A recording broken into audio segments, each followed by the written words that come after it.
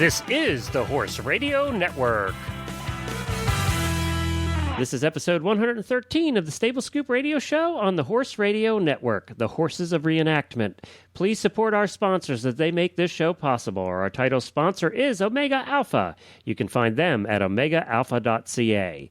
This episode is also sponsored by Equestrian Collections at equestriancollections.com. Plus, Uncle Jimmy's, and you can find them at uncle-jimmys.com.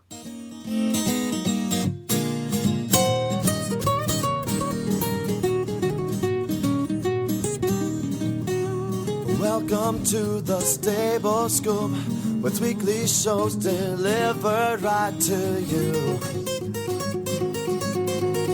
With Helena and Glenn the Geek, live from the stable, it's every week. They'll bring you the news through hail or high water, while using their tails as their own fly swatters. So sit on down and laugh till you poop, cause it's time again for Stable Scoop. Stable Scoop. Stable Scoop. Stable Scoop. This is Glenn the Geek. And I'm Kat Bertucci, and this is a Stable Scoop radio show. Well, howdy, Kat. How you doing, Glenn? Good. I appreciate you filling in for Helena this week. No problem. It's been a run here without Helena. We've had, I think, 4 shows now without her because we are in the midst of the World Equestrian Games. They should be just ending right about now. And we had to pre-record these episodes and get them in the can because we were all busy with the coverage of the World Equestrian Games. So we appreciate you sitting in today.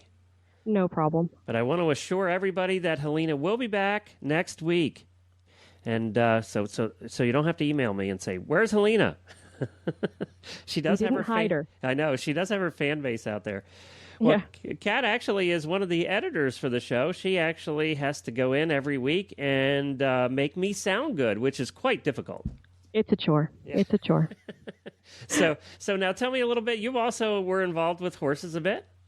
Yes, as I was growing up, I did a lot of horse work. I was in 4-H. I was in the Space Coast Arabian Horse Club and showed in the Arabian Horse Show circuit a little, showed in 4-H circuit a little. I was on the 4-H judging team.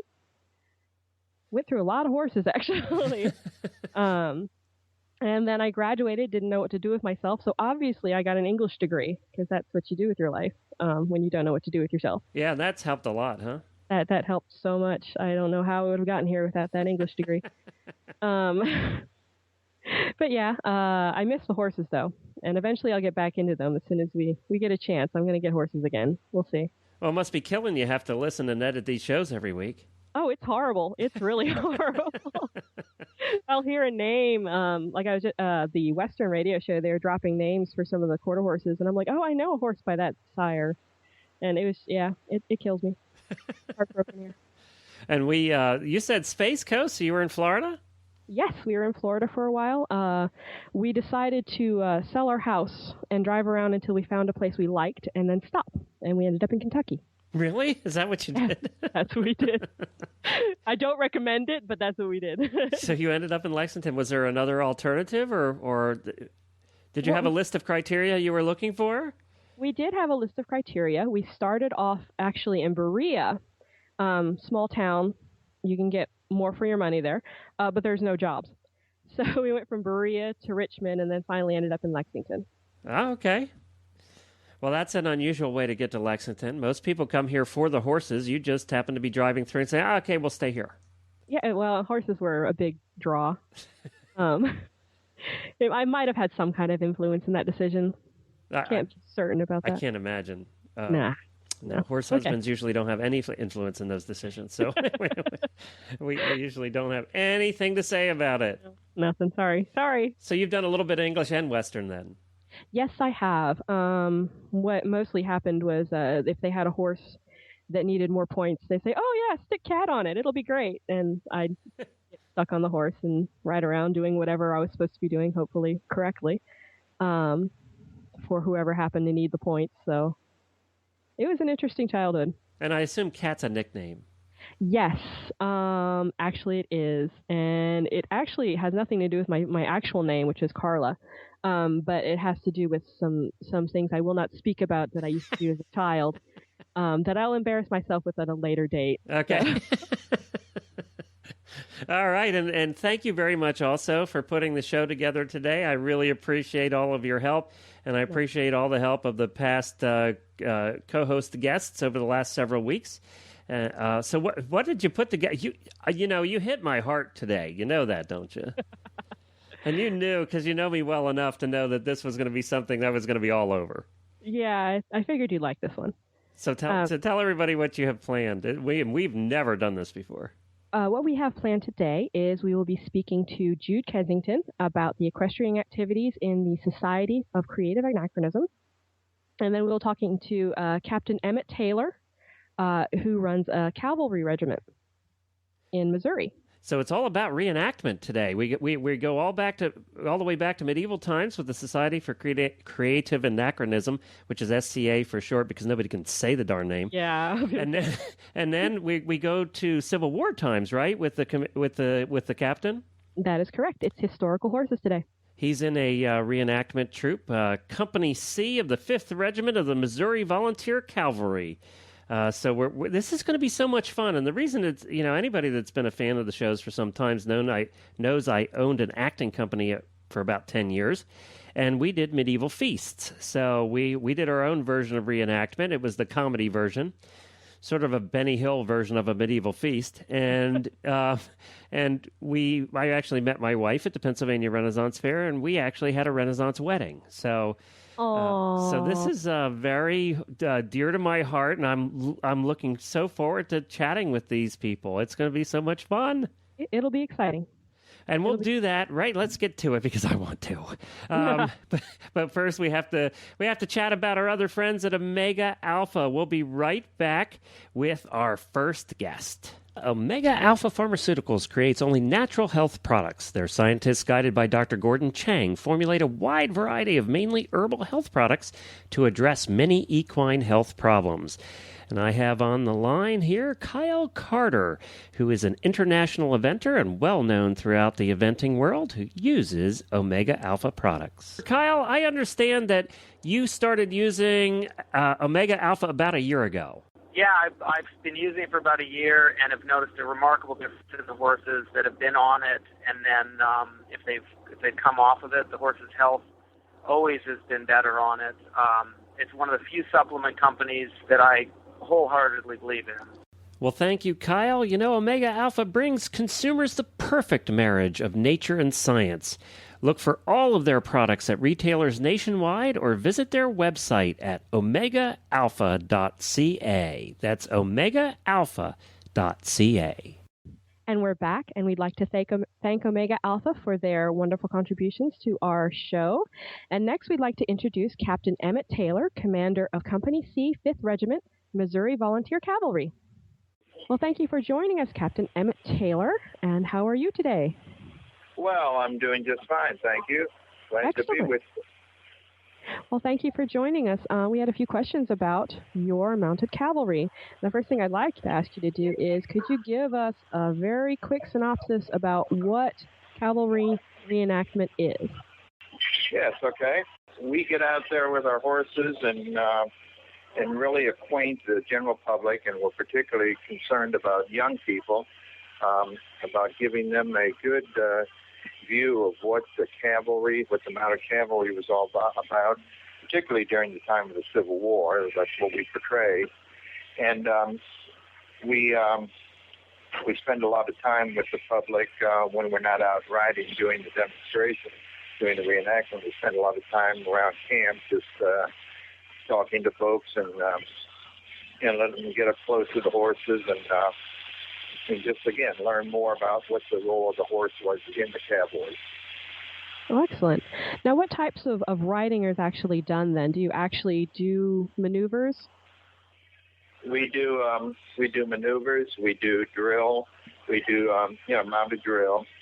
On a typical reenactment weekend, we spend a lot of time in the morning drilling the horses, and the type of drill that we use comes from a cavalry manual, Cook's Cavalry Manual, which was one of a couple manuals that was used during that time period to train horses, for the cavalry to train their horses. So anyway, that's the manual that we use. And so everything that we do is authentic to the history. Yeah, is that a big part of the reenactment then, is to get it as accurate as possible? I'm sorry, what was that again? Is it a big part of the reenactment then to get it as accurate as possible? Yes, and during the, we work, part of the drill, or the purpose of the drill, is really so that the horse and the rider will be trained to maneuver properly during times of battle. Now, that's, of course, why the cavalry, the original mounted cavalry, drilled so often with their horses, in order to be able to, so that the horse and the rider would respond properly when commands were given, so that they would be able to position themselves for battle and engage in battle. Now, Captain, what kind of horses do you use? What works best? Now, obviously, these horses are around gunfire, cannon fire, loud noises, screaming crowds. You pretty much have it all, and I'm assuming you do parades probably, too. Oh, yes, we do.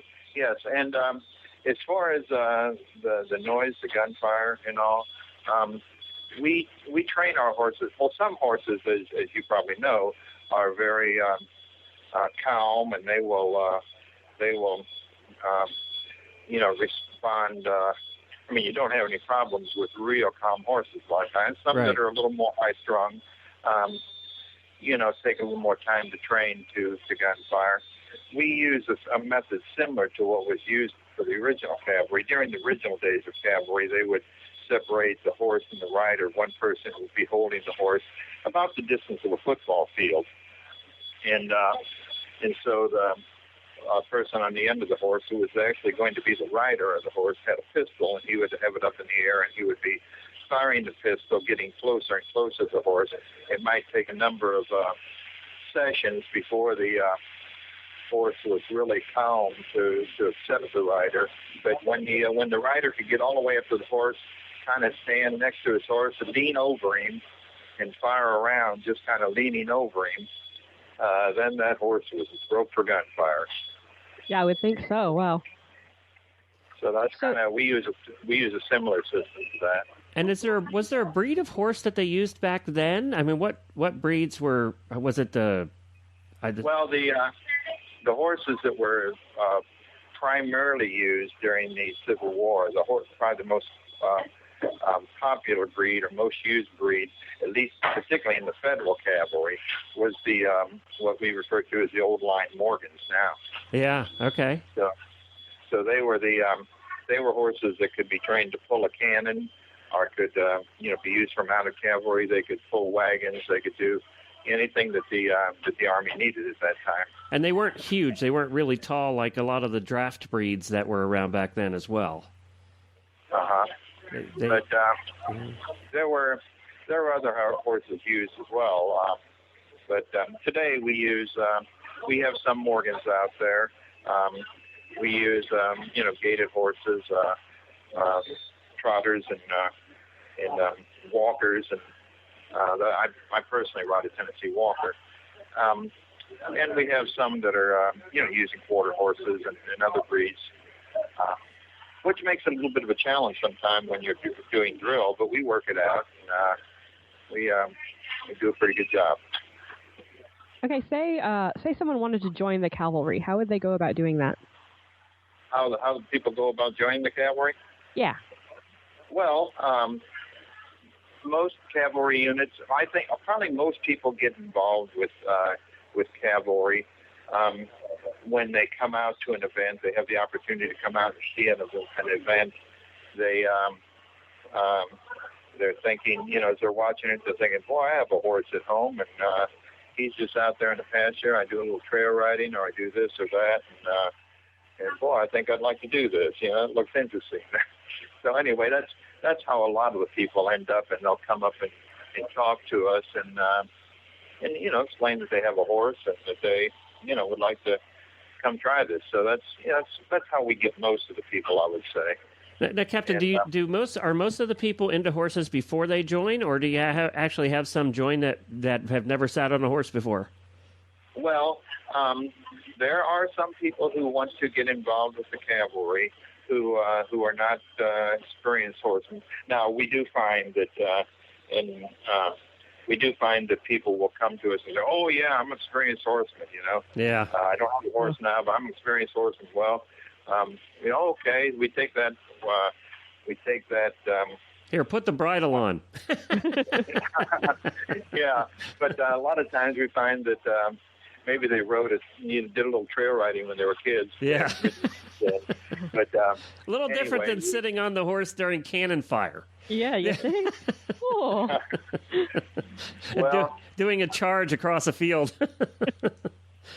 Well, anyway, we've trained a lot of people. And to be very honest with you, I was probably one of those people back 15 years ago. I was probably one of those people who had, ridden from time to time. Back when I was a kid, we had a couple horses, and I, did some riding. But it had been many years since I've done any riding. And I thought I'd like to be in the cavalry, and got a horse. And boy, the first time we went out there, we were on the line, we were lined up near the cannons, the cavalry was, and the first shots went off. My horse reared up, spun, and took off to the picket line. We went about 100 yards at a full gallop, and that was the first casualty of the battle. But it, as time went on, he got real used to it, and we just trained, kept him in there, and the other thing that the horses do that they need to be trained in is when we do our saber battles. Oh yeah, that's true. During a battle, during the Civil War, there really weren't too many actual saber battles. The saber they trained with the sabers, and they had to use it, had to learn how to use it. So they did train, and there were a few occasions during the Civil War where they actually used the sabers. When during a reenactment, we only have so many blank rounds in our pistols out there, and after we've fired all the rounds that we have, and you've got still cavalry on the other side. We're a federal cavalry unit, a Union cavalry, and then we're opposing a Confederate cavalry unit.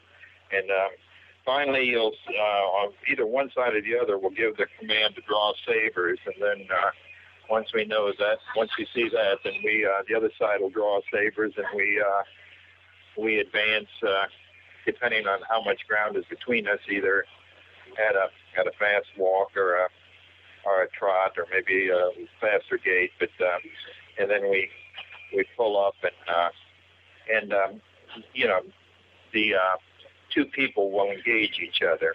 And the way that's done is basically maneuvering your horse to the right. It's almost like a dance. The two riders are close, and they're moving to the right, and the two riders are exchanging saber blows while the horses are maneuvering to the right. So you do have some unwritten rules about how to safely saber battle for reenactments. Pardon me. So you do have some unwritten rules about how to safely saber battle for reenactments. Then. Oh, we do. There are many rules that are written for reenactment battles, which include the proper use of a pistol and the use of the saber. To talk about briefly those two things, the pistols, always the muzzle has to be up. We never, point the pistol directly at someone. So the muzzle has to be elevated. And then the sabers, you never approach somebody with the tip of a saber, down. As the saber tips are always up. And when you engage in saber battle, the sharp edge of the blade is never towards the opposing person. It's always the flat part of the blade. with Gotcha. with Ford.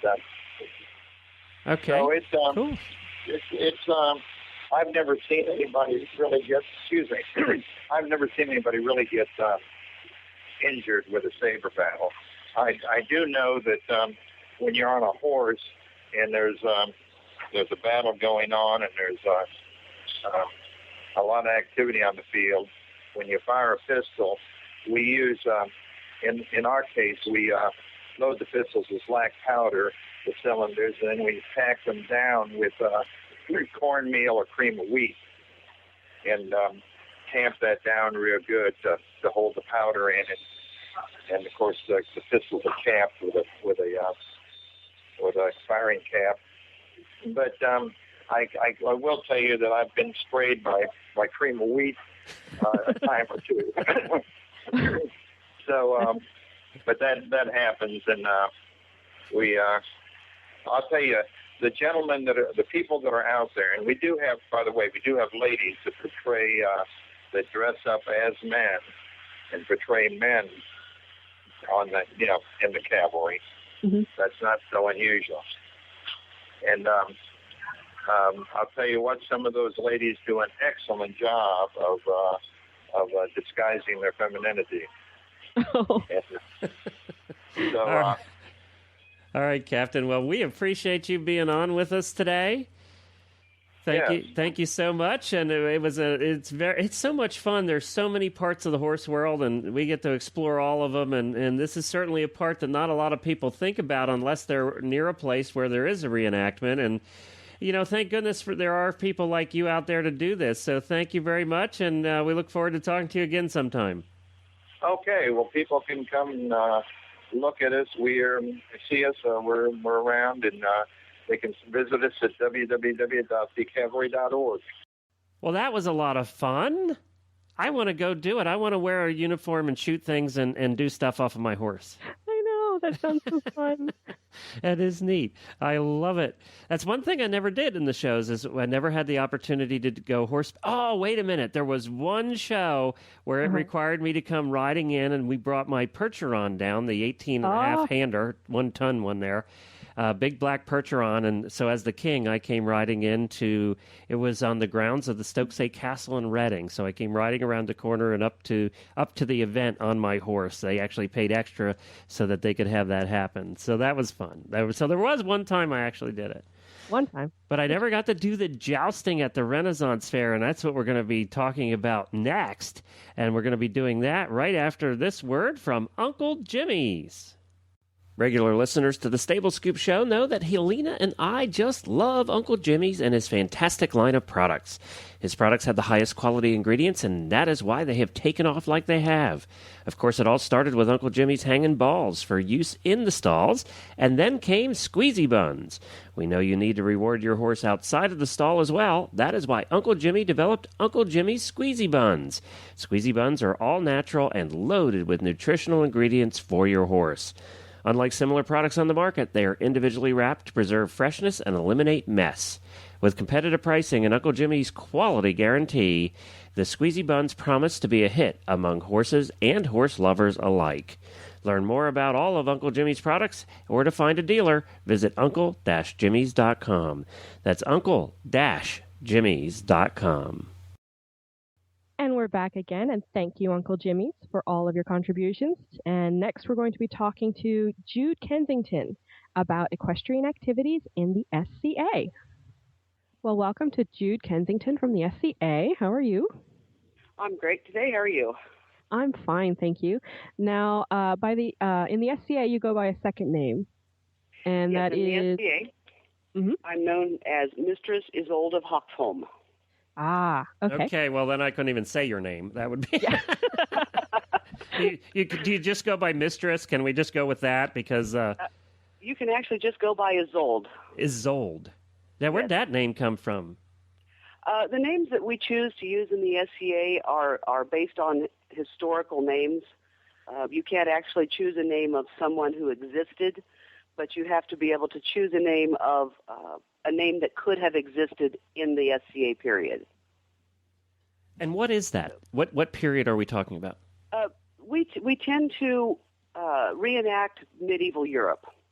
It usually goes from about 900 to around 1500. Okay, well, that's in the same time, actually, that we did with the acting company I had. We did the year 1270, which was King Henry III of England at that time. And the reason we picked that, it's interesting, the reason we picked that is because nobody knew anything about King Henry III. So we could do whatever we wanted with it. You'd make it up as you go. That's right. Okay, so now give us a quick Reader's Digest version of what the SCA is.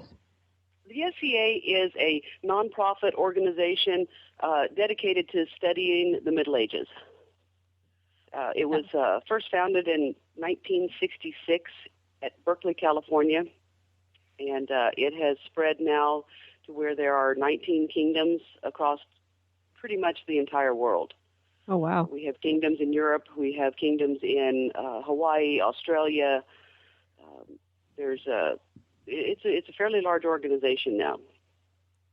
Now, what types of writing is done in the SCA? There are a lot of different types of writing. Some places they just do processionals, where they process into a kingdom event, and the crowns, the kings and the queens ride in on the horses. We do a lot of practice for what knights and squires would have trained for in the period. Mm-hmm. That encompasses all sorts of different activities. There are places where people just get together and do trail rides. They do quests. They do camping events. It pretty much. They do even different kinds of shows that they put on for the populace so that everybody can see, look, this is what the horses are capable of doing, kind of thing. Ah, yeah. See, now I want to go on a quest. That's fun. Is there a specific type or breed of horse that is used mostly in the SCA, or? Absolutely not. Okay. Any type, any breed, any horse that someone wants to bring to the SCA is welcome. Now, isn't it true, though? We have people who bring ponies. We have people who bring mules. Now, isn't it true back in the day, okay, the day we're actually reenacting back in time, they did have more drafty breeds? Were they using more drafty breeds at that time? It kind of depends on where you were at, and it kind of depends on the time period. It also depends on who you were. War horses tended to be a little larger. Not quite the drafts that we see today. Yeah, they weren't 18 hands. No, the average size was around 15 hands. And we have to remember too that the knights weren't as big as we are today in many Absolutely. cases. Yeah. It's actually shocking. It's funny. See It's right, Kat. When you go to a suit of armor or go to an armory and look at the suits of armor, you go, "Oh my God, they were like children." You're short. They were very small compared to what we are. If you were just riding your horse around, you tended to ride what was called a palfrey, and those horses were around 14 hands. They were just, your average riding horse from here to there. Now, like I said, the war horses were a little bit bigger, and they were very, very specialized, and they were very expensive, and not everyone could afford to have one. Wow. Okay, so commodity. Yeah. So, how do you go about training a horse? Because there's usually fabric fluttering around, and sometimes trumpets, and people walking around in fluttery costumes. How do you go about training a horse to accept all this? You start at home. It definitely is not something you want to bring a horse to that has never been exposed to any of this. You start at home by, bomb-proofing your horse, getting him used to things flopping around on him, getting them used to the sounds of things being hit and thrown around. You tend to most of our equipment we make at home. The equipment is not something that you can just go to Walmart and buy. It's all very specialized. So you most mean people they're not selling lances and shields at Walmart anymore? ye old I know, Walmart. and isn't that wrong? What were they thinking? You can't get chainmail at Walmart? I know. Our lives would be so much easier if we could do that. Seriously. You know what, though? Your lives are a lot easier. Back in the day, when I first started into this 20-some years ago now, you couldn't find anything. But now with the advent of so many Renaissance fairs and stuff, costume makers have come out of the woodwork. And even in the battle side of things, the armorers have come out of the woodwork. It's so much easier today, though. You have to admit that. Oh, it is a lot easier today. I could go online right now and buy a full set of armor for my horse if I wanted to, spend quite that much money. But, the stuff is out there. A lot of people are out there making it now. Yeah, whereas, 20 years ago, it was just like, if you didn't make it yourself, you weren't going to have one. Yeah. Yeah. That's true. A lot of us do still prefer to make it ourselves. For one thing, it's a lot easier. You've got it right here at your place, and you know that it fits your horse. So it's a lot easier for most of us to go ahead and make it ourselves. What kind of saddles are you using? We use any kind of saddles. A lot of us have made reproductions of medieval saddles. Which were like what? What were they like? It depends. If you are portraying a Roman, the Romans had it's a very odd saddle. It's a 4-horn saddle that basically looks like a footstool sitting on top of your horse with 4 horns on each side of it. All right. A lot of them are very high-backed, and they're very high in the front, with not a whole lot to them other than, stirrups. But any kind of saddle that you want to use, people show up with Western saddles, English saddles, dressage saddles, Australian saddles. It really doesn't make any difference. You have to realize that we can't use necessarily the equipment that was used in period on our horses today. For instance, the bits, the shank on a medieval bit might be a foot long. Ah. They were incredibly severe because one of the myths is that war horses were incredibly well trained.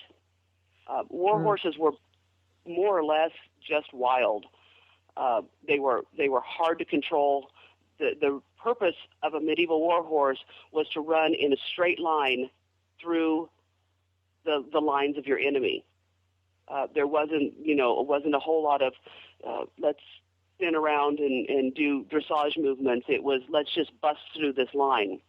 Once you had your horse running that hard, they needed a pretty severe bit to stop them on the other side. And they were definitely a weapon. They were used as a weapon back then. That's where most of the dressage movements of today came from. Was the war horses of the past.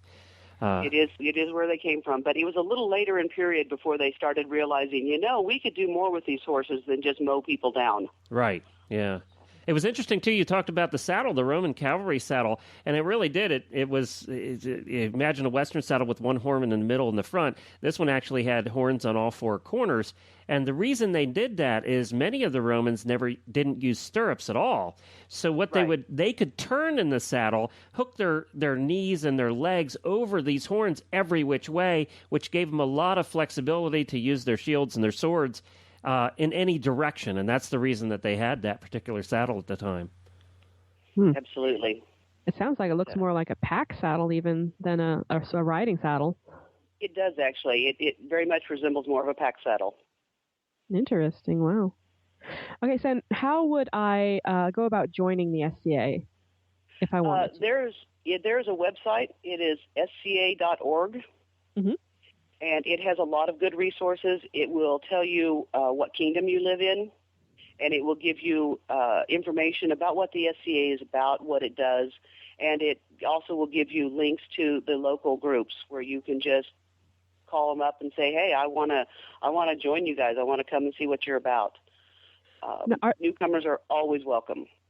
Excellent. Do you have events then that are open to the public? Events are not actually open to the public, not like you would think the Renaissance Fair was, where people paid to come to see it. All you really need to attend an event is an attempt at some sort of medieval garb. Basically, what we wear is called a tunic, and it's just a very simple long T-shirt, basically. And really all you need is some sort of attempt, and you'll be more than welcome at any event. There is a fee to come to the events. We all pay them when we go, and it helps support the sites and the local groups. Like I said, it's a nonprofit organization, so all of that, any money that's collected goes back into the group in order to have future events. Now, do they still do the Penzic War? They do indeed do the Penzic War. As a matter of fact, Penzic is going on right now. Oh, really? Oh. I didn't realize Yeah. that. Now, you should tell everybody what the Penzic War is. The Penzic War is the largest gathering of SCA people, basically in any kingdom. It takes place every August in Pennsylvania, and there are around 10,000 to 12,000 people that every year and participate. Now, are the horses there, too? They do not have horses at Penzic. Okay. Penzic I was going to is one say of the that. wars where they don't do it. I was going to say that would require a whole new set of logistics, especially when you have 10, 12,000 people that you have to put up to begin with. Yeah, it really does. The horses in the SCA we've been around since 1967. The first event that had horses was in 67, but it's still a fairly small group. There's probably about 1,000 riders in the SCA. So a lot of the people in the SCA don't actually do horses. They're not real familiar with the horses. So an event like Penzic, if we had horses there, honestly, it would be a bit of a logistical nightmare for the equestrians. Yeah, and probably a little bit dangerous for everybody. Probably a little dangerous for everybody, and not to mention incredibly hot for the horses. Yeah, they always do this at the hottest time of year, and you have to wear those darn costumes that are hot to begin with. That's right. Walking around in long-sleeved wool clothes in 110 degrees is not the funnest thing you've ever done. I always wondered why they did it in August and didn't wait till September, October. But then the kids are back in school, so I think that's a lot of it. yeah. I've actually never been there. I've heard of it, obviously, and anybody that's been into that world at all has heard of it. And I would love to see it at some point. It's quite an impressive sight.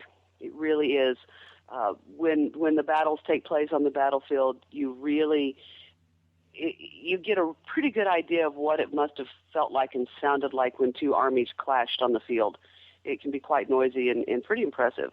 Kat, if you don't mind, I have to ask you a question because this goes back. Now, see, when I owned the acting company, so I just played the king because I could.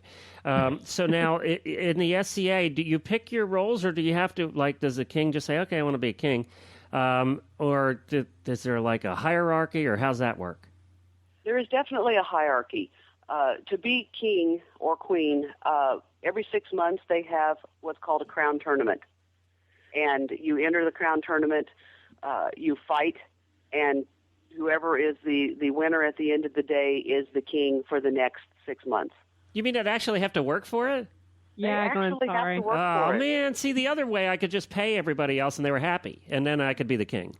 Well, you could that pay would us be a to good call you idea. king. I could pay the people off I'm battling with. That'd probably work too. I'm sure that was That done might too. work. Yeah, that was done back then too. So Might have been, but yeah, there's definitely a hierarchy, and my title as the mistress Isolde Foxholm, that's a level of peerage that is awarded to you by the crown, and basically there's the king and the queen, and then there's the royal peers who have been king or queen before, and below that is the peers such as the knights. They have laurels and they have pelicans, and those three are the peerages of the society. Jude, and we had a name. There's a lot of other ranks. Jude, we had a name for them. They were called the Royal Has-Beens. Oh. Thank you, Jude. Fair enough. I think we'll end on that. Ding. All right. Thank you, Jude, for joining us. We really appreciate it. This has been fun. Thank you, guys. It's been great. Well, that was a lot of fun. The SCA is an interesting group, and they have people all over the country. They used to come to the Renaissance fairs all the time, obviously. They would be, and back 20 years ago when the Renaissance fairs first started, I was at the beginning, really, of the Pennsylvania Renaissance Fair. There used to be very few people that would come in costume, guests that would come in costume, but the ones that did were with the SCA. See, so, and then over the years now, you go to a Renaissance fair anywhere across the country, and you're going to see half the people there in costume. Yeah. It's a whole different thing. They used to be involved in the SCA in a small way, too. Was that in Florida? Yes, we actually had, I got into it because my high school was doing a Renaissance fair, and we had no clue what we were doing. So we actually contacted a group in the SCA, and they came and did some of their jousting and some of their tent setup on our school grounds for the show. So that was awesome. Yeah, and it's funny because it's called the Society for Creative Anachronism. Then you'd walk through these camps of the SCA and see duct tape everywhere. It's just kind of duct tape is universal, though. You need it. I know, not only horse people, but reenactors as well use duct tape. If they could hide it, it'd be great. But no, you really just need duct tape. All right, we'll be back right after this. These words from Equestrian Collections. For over a year now, we've been telling you about all the cool things happening at Equestrian Collections and the variety and selection of products they have at fantastic prices. But today, we want to talk to you a little bit about their social networking and what a community they have built on Facebook. If you go to Facebook and search for Equestrian Collections, you're going to find that over 20,000 fans are now following Equestrian Collections on Facebook. And the reason is they have a dynamic community built over there. On most store sites, most company sites on Facebook will just promote product and things like that. That's not what happens on Equestrian Collections. Yeah, there's a little bit of that, but mostly it's the community sharing pictures, talking about stories, asking questions of each other. It's an active, vibrant community, like a little forum right there on Facebook. Search for Equestrian Collections on Facebook or stop over to equestriancollections.com for all of your horse and rider needs. Well, again, we thank all our sponsors, and we want to remind everybody that you can find our show notes with the links from today's shows at stablescoop.com. The links out to the different groups we talked to today. It's kind of neat. Go check out their websites. And we would love your feedback. You can contact us through the contact link on our website at stablescoop.com. We are also on Twitter at Horse Radio. Are you guys on Twitter yet, Kat? No, I'm not, actually. Okay. I should be on there one day. All right, well, you can become a fan of ours on Facebook at Stable Scoop. You can just search for Stable Scoop on Facebook. We'd love if you became a fan over there and started following us there. You can actually listen to the shows there as well. And, Kat, do you guys have a website? We do. It is launchpadaudio.com. Launchpadaudio.com, and they do a great job. Kat and her husband are the ones that edit all of our shows, and we certainly appreciate that. And thank you for all of your hard work. I know some weeks it's not easy with the technical difficulties we come up with. It's just always exciting. It's a challenge. We'll think of it that way. And so we want to thank our sponsors again, and also be sure to visit all of the other great shows on the network at horseradionetwork.com. And hopefully next week, if all goes well, Helena will be back, and we'll be back to normal Pat Post World Equestrian Games here in Lexington, Kentucky. All right, well, Kat, thank you very much for joining us this week. We appreciate it. And we'll be back next week with The Scoop.